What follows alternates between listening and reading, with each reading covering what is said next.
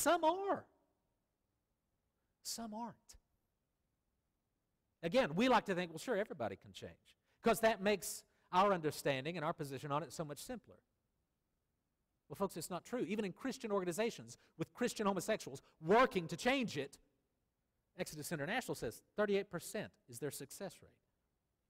Many homosexuals spend a lifetime having feelings they wish they didn't feel.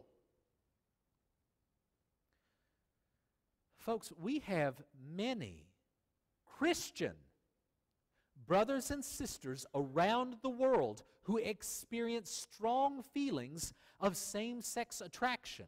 And yet, because they recognize that homosexual acts are sinful, they choose to abstain from such acts. They have the feelings, but because they recognize the actions are sinful, they choose to abstain. What a difficult path to walk. To live your whole life with feelings you wish you didn't feel. Perhaps we have some people here who understand what that's like.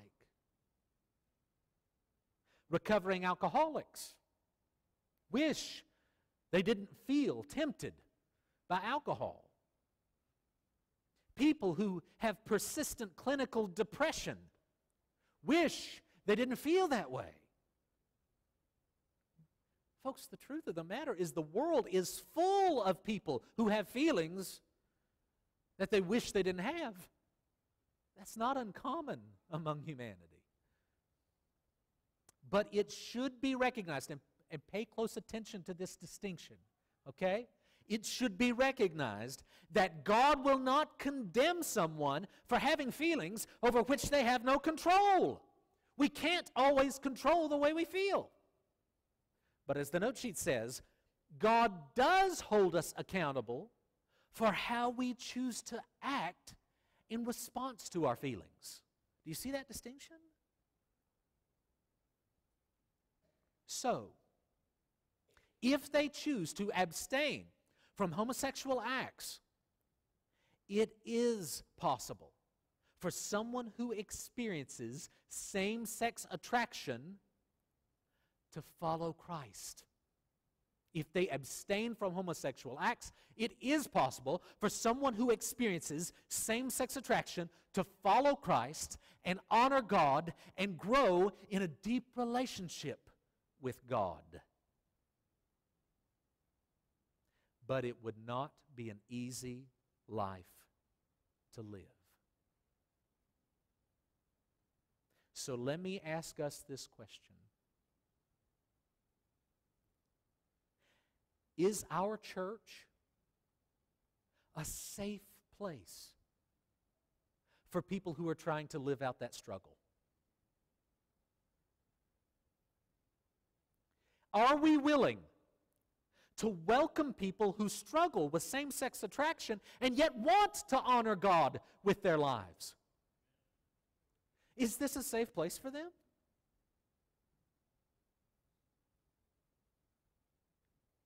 Another unwelcome truth for many Christians is that in church life, we tend to put so much emphasis on marriage and family that we can unintentionally communicate that single people are second-class Christians, or that they are somehow incomplete because they're not yet married. Now think about this. How does that make someone feel if they know that for themselves, marriage is just not an option? Listen, one does not have to be married in order to be complete.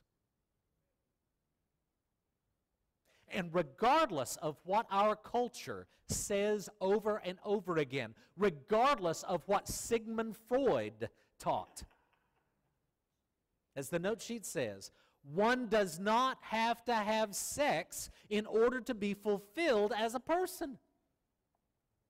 Man, our culture doesn't buy into that at all. It buys into Sigmund Freud and the psychiatrists who followed after him. But you don't have to have sex in order to be fulfilled as a person. Christian author Shane Claiborne, who spoke on the campus of Berea College just a couple of weeks ago, in a recent interview said this: "One of my mentors is a celibate 60-year-old monk. He says, we can live without sex, but we can't live without love." Phil, can we get that quote up here? Because I want to make sure they're able to read this. One of my mentors is a celibate 60-year-old monk. He says, we can live without sex, but we can't live without love. That's really true. We see people everywhere that have a lot of sex, but they don't have love. And there are a whole lot of people that I know who don't have any sex at all, but they experience deep love and community. If we had communities where we honored singleness as well as marriage and family, then we would be much more reflective of church history and of different people's vocations and ability to follow after Jesus. Because a lot of our heroes in the church are single people. Folks, God does not want everyone to marry and raise a family. For the single people you know, give them a break. Quit asking them, have you found somebody yet? Do you see how we set people up for this expectation? I've got to be married. I've got to be having sex if I'm going to be fulfilled. No. God can do amazing things through single people. Have you ever heard of Mother Teresa? Francis of Assisi? The Apostle Paul? Jesus? All single people